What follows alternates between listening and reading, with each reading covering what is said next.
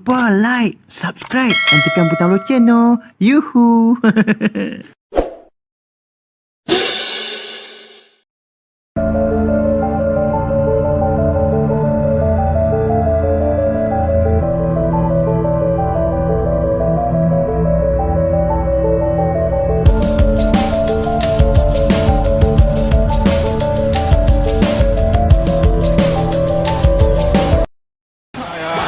Menyelamatkan bola dan melarikan mengatasi garisan perempatan. Atak bola mudah dari serang.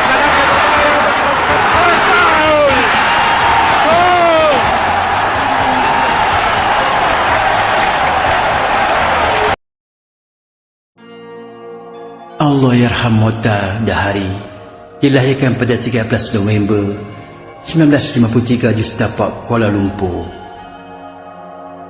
Beliau merupakan anak kedua daripada 6 beradik. Beliau ialah anak kepada Dahari Abeng, seorang pemandu lori, dan Aminah Syarikan, seorang suri rumah tangga. Beliau mula mengukuli Selangor pada tahun 1971 di Piala Burnley. Beliau juga pernah menyertai beberapa kelab bola sepak, antaranya Kelab Sultan Sulaiman, Perbadanan Kemajuan Negeri Selangor, Talasku dan Kuala Yip Bank. Mokhtar pertama kali bermain untuk pasukan Selangor FA di Piala Belia Burnley yang dimenangi mereka. Beliau kemudiannya diminta untuk bermain untuk Selangor FA secara kerap.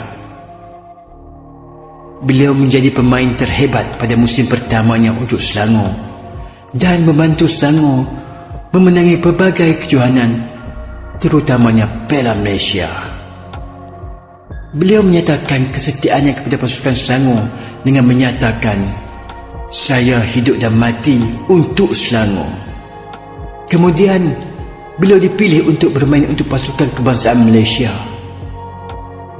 Beliau pada masa itu hanya berusia 19 tahun semasa pertama kali bermain untuk pasukan kebangsaan Malaysia dalam perlawanan antarabangsa. Mokhtar membantu Selangor FA memenangi Piala Malaysia 10 kali dan menjaringkan 177 gol. Beliau merupakan penyerang terbaik di Malaysia. Permainan pertamanya untuk pasukan bola sepak kebangsaan Malaysia adalah semasa menentang pasukan bola sepak kebangsaan Sri Lanka pada tahun 1972. Beliau telah membantu Malaysia memenangi pingat gangsa Sukan Asia 1974 dan pingat emas Sukan C berturut-turut pada tahun 1977 dan 1979. Beliau juga menyerikan gol kemenangan 2 kali, 2-0 bagi Liga Malaysia menentang Arsenal FC dalam perlawanan persahabatan pada tahun 1975 yang menimbulkan kabar angin bahawa kelab Inggeris menaruh minat kepadanya. Selepas perlawanan tersebut, beliau mendapat tawaran daripada gergasi Eropah Real Madrid CF, tetapi enggan menyertai kerana patriotisme terhadap Malaysia dan Selangor FA. Terkenal dengan kelajuan dan ketepatannya, Mokhtar dinamakan penyerang terbaik Asia oleh majalah Wall Street Soccer ketika berusia 23 tahun. Mokhtar terkenal dengan kepantasannya. Ngauman supermok daripada orang ramai merupakan kebiasaan. Ramai generasi muda mengidolakan beliau. Malah ada yang cuba meniru gayanya di padang.